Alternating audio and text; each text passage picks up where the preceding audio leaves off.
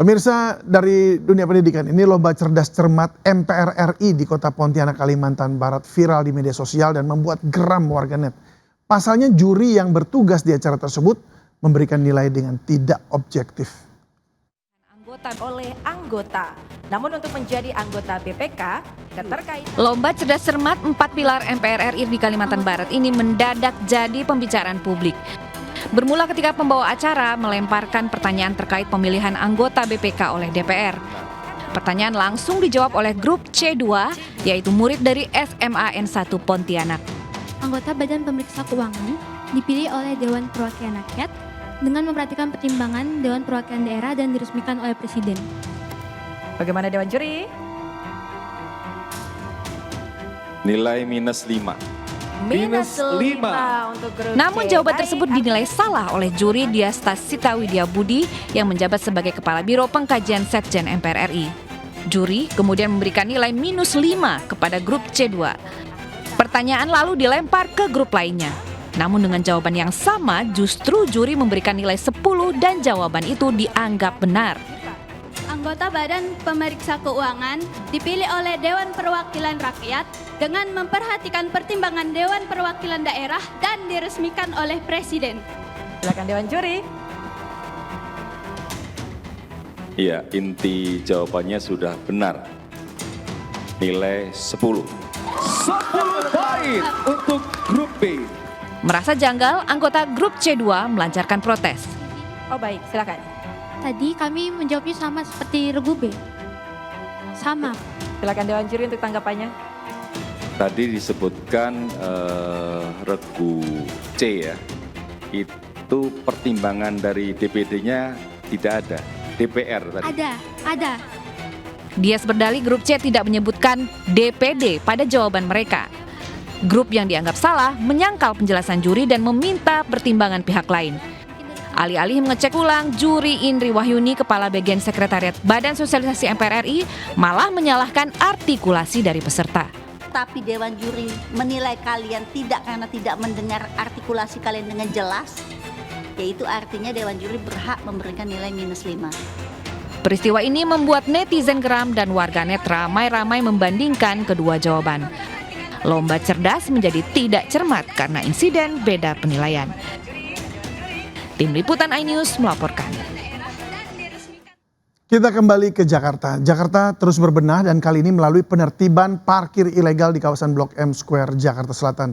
Dari praktek curang tersebut, pengelola parkir berhasil meraup ratusan juta rupiah per hari.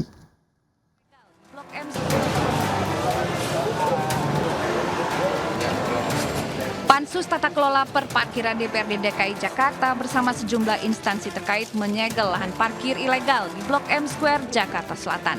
Kawasan Blok M menjadi salah satu pusat integrasi transportasi dan juga kawasan strategis yang sedang dikembangkan pemerintah Provinsi Jakarta.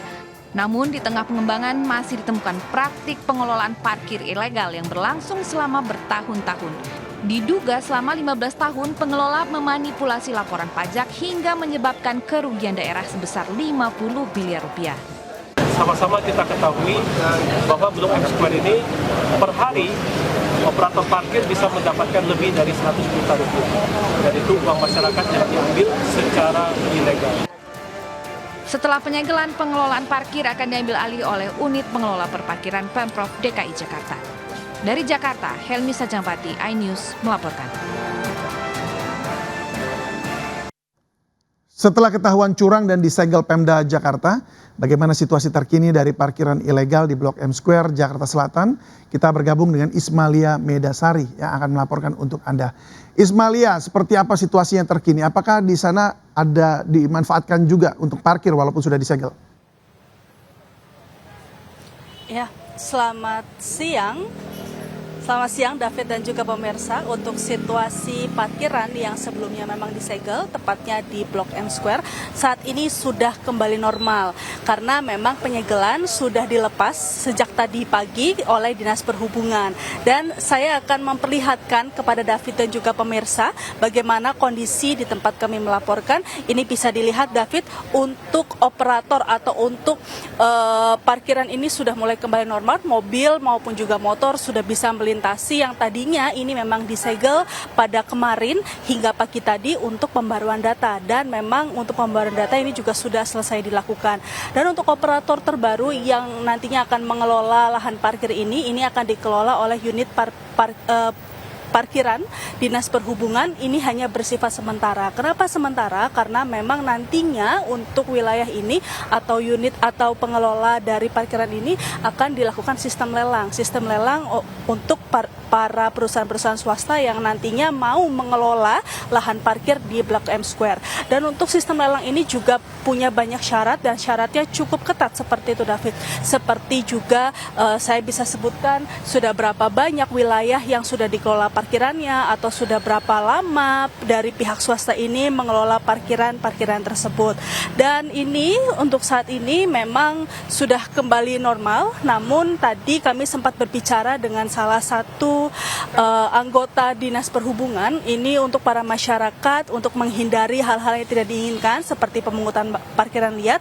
Para masyarakat ini dihimbau untuk menaiki transportasi umum jika ingin masuk ke daerah Blok M Square, karena memang di sini masih dalam proses tahap transisi atau pembaruan sistem, sehingga untuk mengurangi adanya hal-hal yang tidak diinginkan, ini masyarakat dihimbau untuk menggunakan transportasi umum. Kembali ke Anda, David. Ya baik Ismalia, terima kasih untuk informasinya. Selamat bertugas kembali. Ya pemirsa, gudang penyimpanan motor ilegal digerebek pihak berwajib di Kebayoran Lama, Jakarta Selatan. Dan tidak tanggung-tanggung, di dalam gudang terdapat ribuan sepeda motor siap diselundupkan ke luar negeri. Berikut laporan Nata Arman. Pemirsa, Polda Metro Jaya berhasil menggagalkan terkait dengan ekspor kendaraan bermotor secara ilegal, yang mana tercatat ada 1.494 unit kendaraan yang berhasil disita diamankan oleh pihak kepolisian dari Polda Metro Jaya. Dan memang ini kondisinya ini beragam. Bisa dikatakan bahwa ada 957 kendaraan bermotor ini unitnya utuh, dan juga ada 537 unit kendaraan yang sudah dibongkar seperti ini, dipreteli.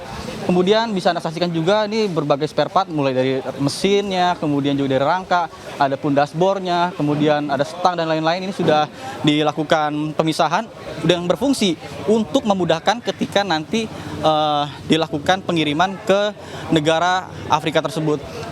Dan untuk di sebelah sisi kiri saya ini adalah kendaraan unit bermotor yang masih utuh, yang tentunya ini masih sangat rapi, hanya kotor saja. Ini tentunya baru saja keluar seperti dari dealer gitu ya, dari rumah tempat produksi pabriknya.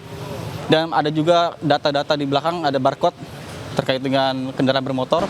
Namun yang jadi masalah ini adalah siapa atas nama kepemilikannya. Dan memang berdasarkan informasi yang kami peroleh dari pihak kepolisian, bahwa untuk pembelian unit sepeda motor yang ada 1.400 di sini, ini menggunakan identitas ataupun KTP palsu. Maksud kami KTP masyarakat yang disalahgunakan, baik itu diambil secara ilegal ataupun legal. Sampai dengan saat ini polisi masih melakukan pendalaman, kemudian juga apakah dari modus penipuan ataupun kejahatan lainnya, dan memang terorganisir. Dan pihak kepolisian pun ini menduga bahwa ini merupakan sindikat, dan tentunya akan terus mengembangkan dari beberapa tersangka. Dan saat ini hanya baru satu yang ditetapkan sebagai tersangka dengan inisial WS. Ya, ini pelaku ini merupakan pembeli, kemudian juga penadah, pemilik gudang, dan juga eksportir.